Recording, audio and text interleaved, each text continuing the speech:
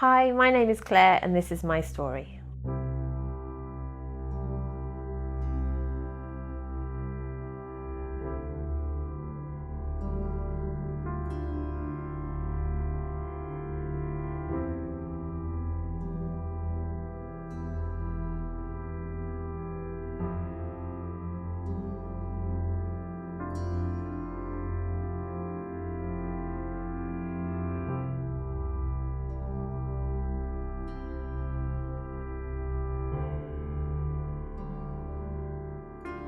But I would, on a daily basis, go into shops in the UK and I would see every single occasion 2 women, and I'm drawn to the women more so than the men, with wearing either headscarves or clearly undergoing cancer treatment.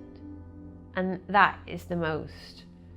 And I look and I think, how can that be? But with the statistics, as they are, it is becoming so much more common, that it's not surprising that I've found myself in that situation. Going back to when I was originally diagnosed and my friend Fiona gave me these books, one of the 2 books that this Irish lady who'd gone through cancer had written, one of the things was all about how she improved her her well-being through diet. I remember reading it. At that time I remember thinking, well, that's all very good for her, but I don't need to do that. They've told me that they can cure my cancer through, treatment. So I was like, well, I don't need to do that. So I continued. I was having a glass of wine every night.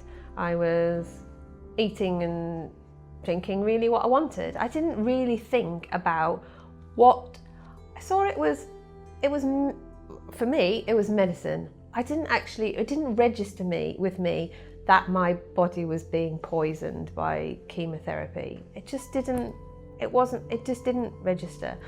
And so, and I was on steroids and all sorts of things. And my weight ballooned. I wouldn't say that I felt unhealthy. I felt fine. I wasn't happy with myself because I felt like I was just getting bigger and bigger and bigger. And I've always been somebody that has struggled with the weight. I've not been blessed with a lucky gene there. But so and also as well, when you've lost your hair and you don't really feel very feminine, and I didn't feel great about myself. But so I had a lot of information kind of at my disposal. But when we moved here, and when I got my secondary diagnosis in the June, I was like, right, fine, we'll do what we need to do. I'll do whatever treatment I need to do. But something flicked a switch, and I thought, you know what, I need to do something for myself to improve my chances, to try and make my body as fit and healthy as it can be, to put up a fight, and for me to be here for as long as possible for my family. And that was sparked by, so lots of things kind of not really fell into my lap, but my mum had been talking to somebody in the village that she lives in England, and she'd recommended a book by a Professor Jane Plant, and she had written a book called Your Life in Your Hands, and she had had cancer 5 times. On the 5th occasion, they told her that you've probably got 3 months to live. She was a scientific doctor, and she spent a lot of time working in Asia and Korea, where the statistics of women who get breast cancer are so different to the UK. 1 in 10,000 women, compared to what I think it was 1 in 8, in the UK.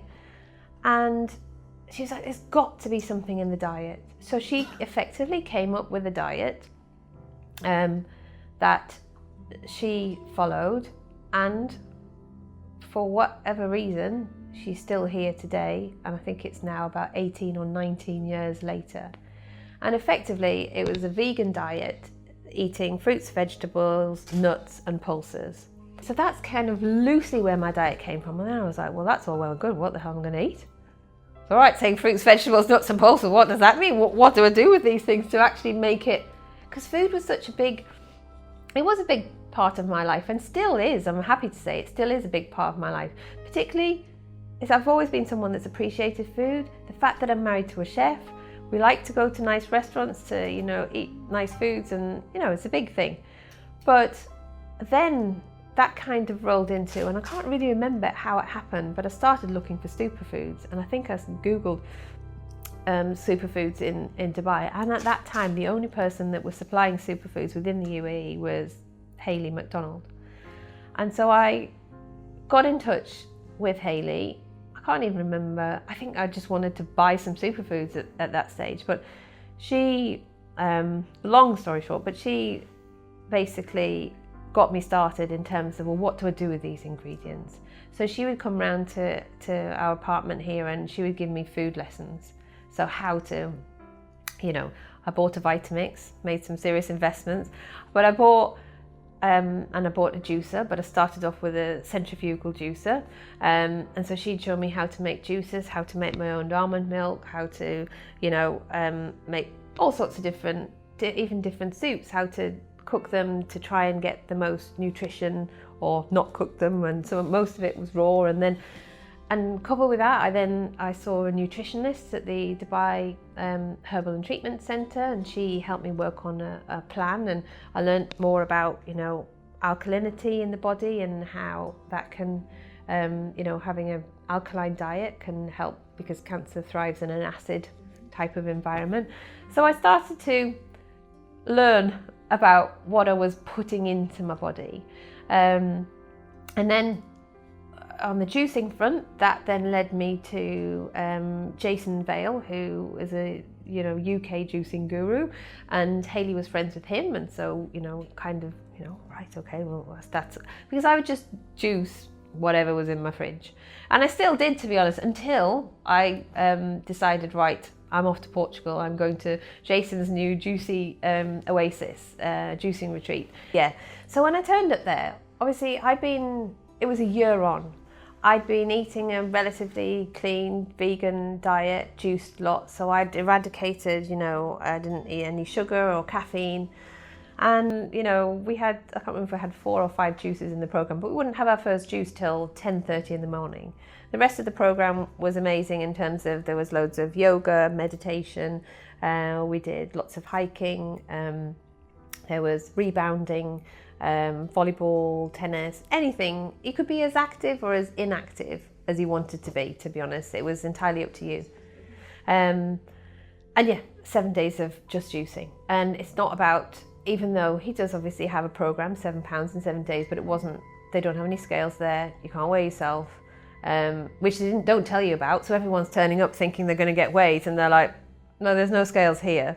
If you weighed yourself before you came, great, but there's no scales here, because for them it's not about, that's not what it's all about. And they have the spa where you can have all your nice treatments, and then there's a big you can have colon hydrotherapy as well while you're there. So yeah, amazing experience. And it's interesting because I talked to the doctor, I talked to my oncologist, after my being diagnosed with secondary cancer, and said, right, okay, what can I do? What should I be eating? What shouldn't I be eating? And basically, he said you should be exercising, eating a low-fat diet, lots of fruits and vegetables, and in your case, limiting your soy intake because of your cancer being estrogen positive. I was like, forgive me for saying this, but isn't that just what you would tell anybody? Yeah. And I have done other things, I've dabbled in acupuncture, a little bit of Chinese medicine, and my oncologist knows about it. And I understand why he can't advocate it or not. I mean, I was astonished when I found out that people who study medicine do 7 hours of nutrition over the course of their medical training, which can be like 7 years. 7 hours on nutrition. And I'm not, I don't know any more than anyone else, but I do believe that, I do believe that there's a lot of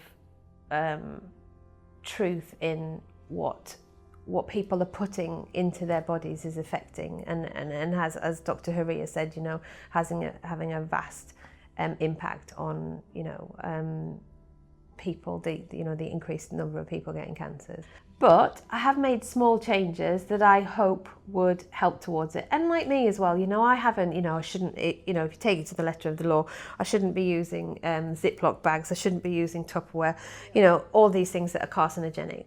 But I have tried as much as possible to cut out on a realistic level the things that I can.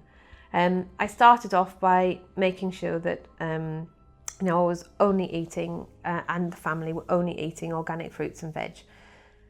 The reality of that was that it became too expensive for us. So now I pick and choose what I buy organically, dependent upon what I've read are the safer things to buy that are not, organic. In an ideal world, I'd love to do that, but we were getting ourselves into debt so that I could buy organic produce, and it was just crazy. I'd like that not to be the case. And I think, people say, juicing is so expensive, and I'm not saying that it isn't, but I do think that there are immense health benefits, to doing it. I think, and the doctors have said to me, look, I can't say whether it's good, bad, and I'm not going to say, I'll give an opinion either way. But one oncologist has said to me, look, at the end of the day, if it is making you feel better, who am I to say? Who am I to say whether it's the right or the wrong thing to do? And I have to say, I don't think that I would feel as strong, although I've had a very bad week the last week, but with that as an exception, I very rarely get sick, despite the fact that I've got a suppressed immune system. And fundamentally, that is because put it down to what it is I'm consuming. The biggest thing I think is really listening to your body and knowing that it's actually, and I've learnt this through my experience, it's far easier to deal with the situation as you know it than it is with the worrying about what things might be.